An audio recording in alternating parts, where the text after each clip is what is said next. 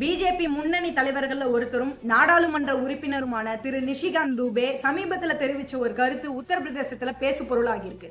BJP தலைவர்கள் மத்தியிலும் சர்ச்சையை ஏற்படுத்தி இருக்கு. அப்படி என்ன சொன்னாரு, ஏன் சர்ச்சையானது, முழுமையா பார்ப்போம் வாங்க. வர செப்டம்பர் மாசத்தோட பிரதமர் மோடி அவர்களுக்கு 75 வயது நிறைவடையுது.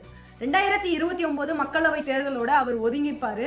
வெற்றியோ தோல்வியோ எதுவானாலும் 2034 தேர்தலை வேறொரு முகத்தை காட்டி தான் தேர்தலை சந்திக்கணும்னு ஆல்ரெடி பிஜேபியோட முக்கிய தலைவர்கள் பேசுற நிலையில இருக்கு.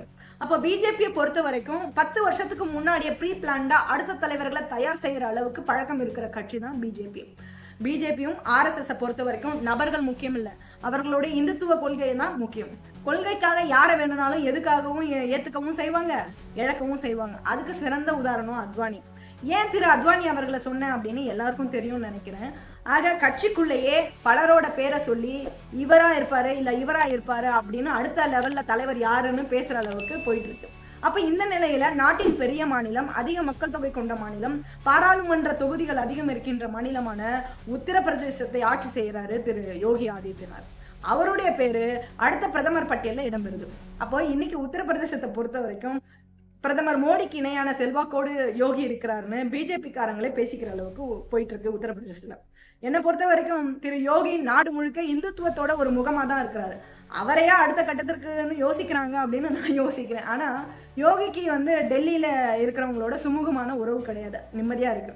சமீப காலமா உத்தரப்பிரதேசத்துல முரண்பாடு இருக்கிறதுனால அது அப்பட்டமாவே பொது வெளியில தெரிஞ்சுக்கிட்டு இருக்கு. இப்படிப்பட்ட சூழ்நிலையில தான் மோடி அமித்ஷாவினுடைய தீவிர ஆதரவாளரான நிஷிகாந்த் தூபே சமீபத்துல ஒரு கருத்து சொல்லியிருக்கிறார்.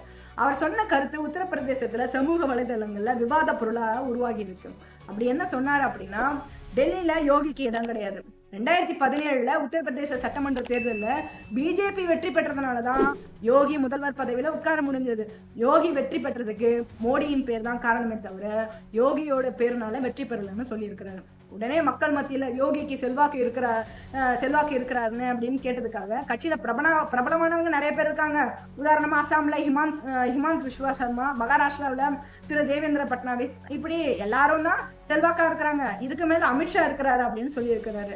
அது மட்டும் இல்லாம பிஜேபிக்கு இன்னைக்கு 11 கோடி உறுப்பினர்களை கொண்ட கட்சியா உருவெடுத்து இருக்கிறது யார் காரணம்? இதுக்கு முழு கிரெடிட் அந்த நேரத்துல கட்சி தலைவர் பதவியில இருந்தவருக்கு தான் சொந்தம். அது மட்டும் இல்லாம 2014 மக்களவை தேர்தலின் போது உத்தரப்பிரதேசத்துல பாஜக மிகப்பெரிய வெற்றி பெற்றது. அந்த சமயத்துல மாநில பிஜேபியினுடைய பொறுப்புல இருந்தவர் திரு அமித்ஷா.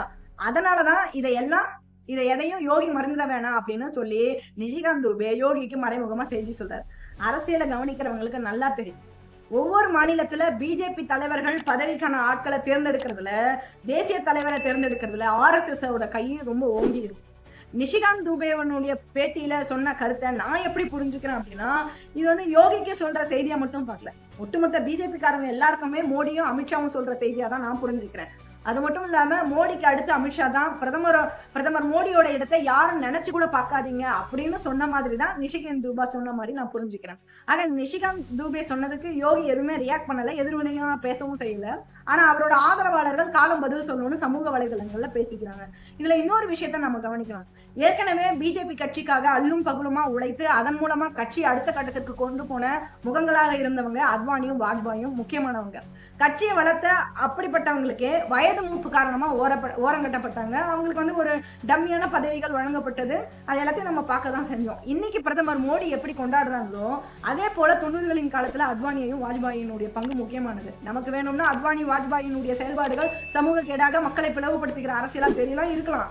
அவங்க கொண்ட கொள்கையில அவங்க சரியா தான் செயல்பட்டாங்க. நமக்கு அதுல முரண்பாடு இருக்கு வச்சுக்கோங்களேன். அப்படி இருந்தாலும் அப்படிப்பட்டவர்களை அதிகாரத்துக்காக ஒதுக்கியவர்கள் தான் இவங்க.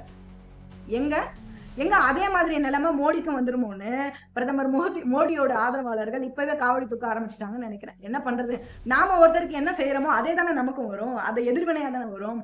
ஆக பிஜேபி ஆர்எஸ்எஸ் இடையிலான பனிப்போரை வெளிப்படுத்துற விதமா இருக்கு தூபே அவர்கள் பேசின பேச்சு. இதுல யார் வெற்றி பெறுறாங்க அப்படின்னு பொறுத்திருந்து பார்ப்போம்.